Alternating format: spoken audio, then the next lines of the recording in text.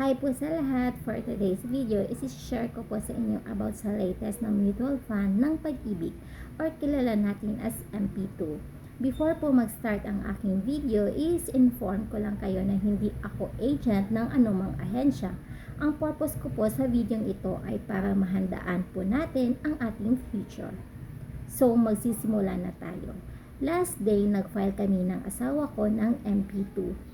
Two types po ang fund ng MP2, annually at compounded. Same lang po sila na 5 years ma-withdraw ang savings.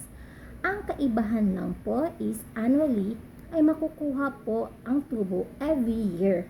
Tubo lang po, hindi kasama ang kapital.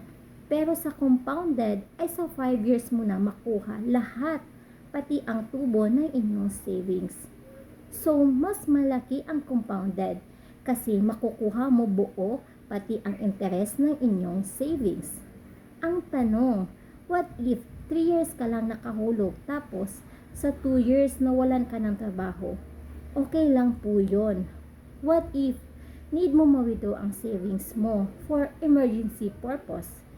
Yes po, makukuha po ninyo ang savings, pati ang kalahati ng tubo.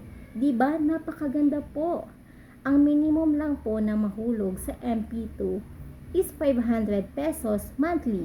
What if hindi pa natapos ang buwan tapos may natanggap ka na blessings?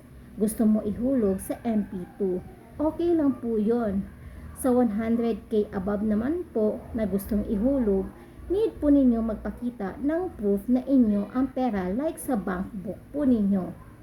Ang paalala lang po ng Pag-ibig is dapat pagdating ng 5 years is i-withdraw ninyo ang inyong savings. Maraming client ang Pag-ibig na hindi nila naiintindihan na pagdating ng 5 years is hindi nila kinuha ang kanilang savings. Instead, patuloy po nilang hinuhulugan yung MP2 account nila.